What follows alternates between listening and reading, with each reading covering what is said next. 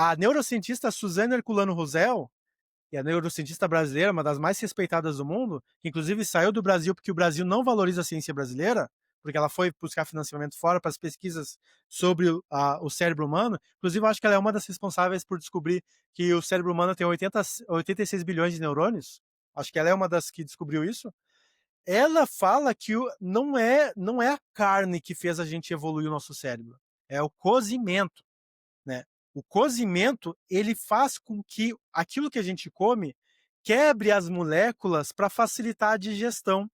Por exemplo, a gente tem uma coisa na ponta da língua chamada amilase digestiva. A amilase, quando tu bota um carboidrato na tua boca, ela começa a partir da tua língua quebrar o amido dentro desse carboidrato para conseguir, ao longo do teu trato digestivo, até chegar no teu estômago, onde vai vir lá o pH ácido, etc e tal, a partir dali, tu vai conseguir retirar os nutrientes e botar na tua corrente sanguínea e distribuir para todo o corpo.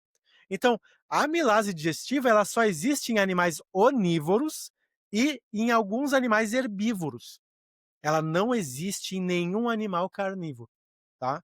Então, a Suzane, vendo isso aí, a parte da fisiológica, depois estudando a parte neurológica, ela viu, cara, o cérebro humano ele evoluiu ao ponto de gerar cultura, arte, conhecimentos abstratos. Mas como é que chegou até ali? Porque da revolução cognitiva que o Yuval Harari fala lá no livro Sapiens, até o mundo de hoje, em que a gente já tem inteligência artificial nos substituindo em muitas etapas da nossa vida e até fazendo muita gente perder emprego, o que aconteceu nesse caminho para que esse cérebro fosse tão potente ao ponto de criar cérebros mais potentes que ele mesmo, né? Que a gente está criando um novo tipo de ser que é o inteligente artificial, né? Ela viu que era justamente a nossa capacidade de poder absorver o máximo de calorias e nutrientes na menor quantidade de tempo. E para isso acontecer, tinha que ter técnicas para não ficar o dia todo ruminando que nem um cavalo ou uma vaca. Porque se não fosse essas técnicas artificiais ali, para a gente conseguir botar todos os nutrientes que a gente precisa para sobreviver, ia ser muito difícil tu ter cabeça e tempo para estudar música, para fazer podcast, sabe? Então, várias coisas que são avanços da humanidade dependem basicamente do cozimento do alimento. Da industrialização hoje em dia também. É um fator muito importante. O cara que está na correria para ele avançar e evoluir na vida e talvez estudar para fazer a faculdade de medicina, mas ele não tem grana, né, para ele virar um gênio daqui a pouco, etc e tal. Como é que ele bota as calorias que ele precisa, os nutrientes que ele precisa para sobreviver a jornadas exaustivas numa rotina corrida? Às vezes ele tem filho, está 10 anos estudando para virar um médico. E ele não tem grana, ele está ganhando bolsa do ProUni.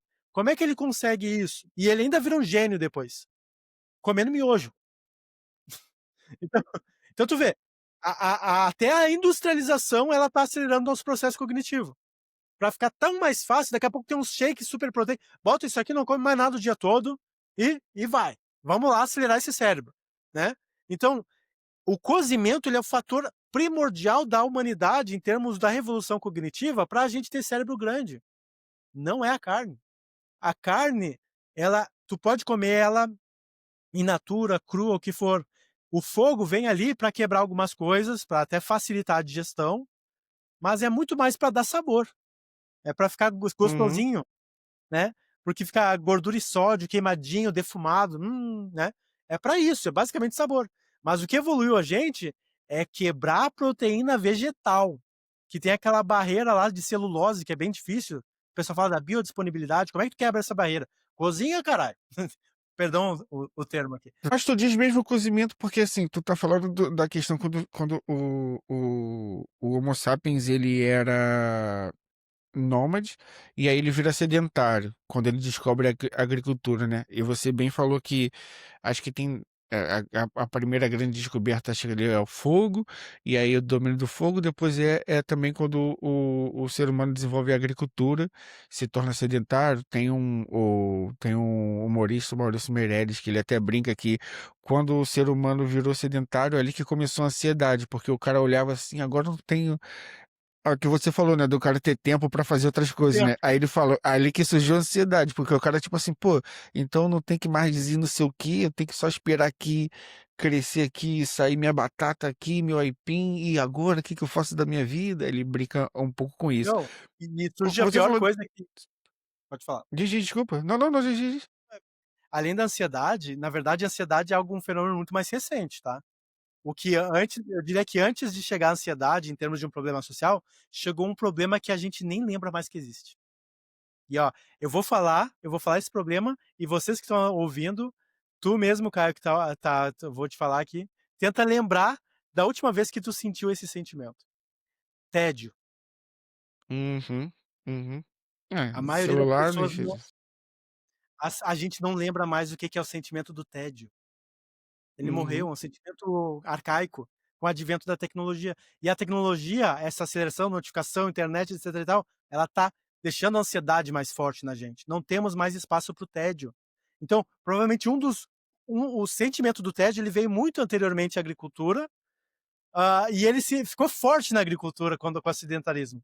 E aí os caras ficaram, pô, mas eu já tô com o estômago cheio, nada para fazer, ai, não aguento, ai, preciso fazer alguma coisa. Foi lá e inventa alguma coisa. E aí começa a Uhum. surgir novas coisas. Então, o TED ele serviu como motor de avanço da humanidade. E agora o motor que parece estar operando e está avançando a gente é justamente a ansiedade. Então, Ó, coisas psicológicas. é maneiro essas paradas. Eu queria te trazer agora uma pergunta filosófica. Eu não quero que você faça um juízo de valor. Quando você estava explicando, pô, tu explica bem pra caramba. Tu estava explicando a questão da caça, de que não é natural, de que os caçadores e coletores, na época que a gente era caçador e coletor, a gente na savana comia os restos, provavelmente num ambiente numa África subsaariana, tinha ali uma escassez até mesmo de vegetais, não era uma área de plantio e colheita, não era uma. Pronto, a gente sabe como é que é lá. Então, acabava que eles, dependendo de onde tivesse, a única coisa que tinha era um osso velho e os caras comiam ali, quebravam o osso e comia o que tinha dentro do osso. Mas como é que você então vê, por exemplo, o movimento dos nativos? Vamos falar, por exemplo, do Brasil, os povos indígenas, os nativos, os próprios incas, astecas que viraram civilização.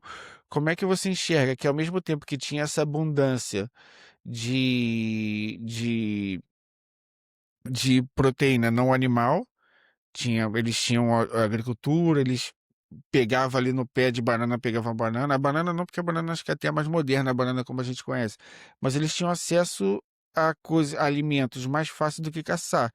E por exemplo, eu lembro de ver em programas de TV e tal, que, por exemplo, que índio vai caçar macaco e tudo mais.